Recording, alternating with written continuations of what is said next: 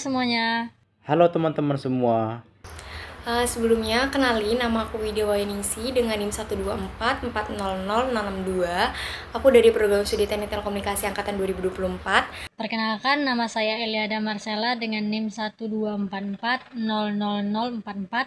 Saya sendiri berasal dari Prodi Teknik Telekomunikasi Angkatan 2024 dari kelompok 8. Perkenalkan, nama aku John Felix Tampu Bolon dengan NIM 124400088 dari Prodi Teknik Telekomunikasi Angkatan 2024. Di sini aku akan menjelaskan tentang program beasiswa lengkap yang akan digunakan menggunakan Python. Nah, sehingga ketika fungsi pengecekan beasiswa ini bisa kita input. Mari kita mulai.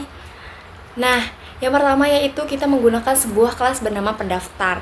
Nah, kelas ini juga menyimpan data setiap peserta, ada namanya, IPK, terus ada gaji orang tua juga. Nah, sehingga bisa rapi, terstruktur, dan juga mudah kita gunakan di bagian program lainnya. Nah, yang kedua ini ada fungsi pengecekan beasiswa. Jadi, ada kriteria tersendiri untuk mendapatkan apakah pendaftar tersebut lolos beasiswa. Nah, yang pertama itu ada beasiswa unggulan, di mana syaratnya itu IPK-nya harus lebih dari 3. Nah, jadi ketika kurang dari 3 pasti tidak memenuhi dong. Terus ada IPK KIP kuliah juga, itu sebagai gaji orang tuanya harus kurang dari 100. Begitu juga dengan untuk beasiswa Gasnet. Nah, beasiswa Gasnet ini juga seperti sama beasiswa unggulan, jadi IPK-nya harus lebih dari 3.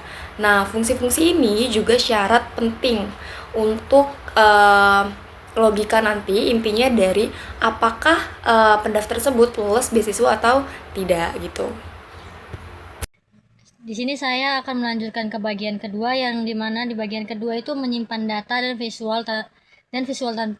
visualisasi tanpa grafik. Yang dimana yang pertama itu ada file handling, yaitu program ini juga menyimpan setiap hasil pendaftaran ke sebuah file bernama hasil beasiswa. Di sana kita bisa melihat siapa saja yang mendaftar, berapa IPK dan nilainya, serta apakah mereka lolos atau tidak.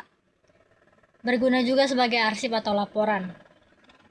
Lalu ada visualisasi tanpa Matplotlib, yang dimana walaupun tidak memakai Matplotlib, program ini tetap menyediakan visualisasi berbentuk tabel. Tabel ini berisi jumlah pendaftaran yang lolos di setiap jenis beasiswanya. Dengan cara ini pengguna bisa melihat statistik secara cepat dan lebih mudah. Untuk bagian ketiga akan dilanjutkan oleh teman saya. Di sini saya akan menjelaskan bagian ketiga, yaitu menu utama dan alur programnya. Menu utama. Program memiliki menu interaktif seperti beasiswa unggulan, KIP kuliah, Gasnet. Ada juga menu untuk melihat visualisasi, menu untuk keluar, menu yang dimana pengguna memasukkan angka sesuai kebutuhan, dan juga menu untuk menginput data. Ketika pengguna memilih salah satu beasiswa, mereka akan diminta memasukkan data seperti nama, IPK, dan juga gaji orang tua. Setiap input ini akan dicek terlebih dahulu agar tidak ada kesalahan. Setelah itu, program kemudian membuat objek pendaftar berdasarkan data yang dimasukkan. Kemudian proses penentuan kelolosan. Program kemudian menjalankan pengecekan beasiswa sesuai pilihan pengguna. Jika pendaftar memenuhi syaratnya, maka statistik beasiswa akan bertambah. Hasilnya kemudian ditampilkan di layar dan langsung disimpan ke file. Dengan demikian, program ini mencakup berbagai konsep penting dalam Python, mulai dari OOP, fungsi, lambda, file handling, menu interaktif, hingga visualisasi data. Program ini sangat cocok sebagai contoh aplikasi mini untuk seleksi beasiswa. Mungkin itulah yang dapat saya sampaikan.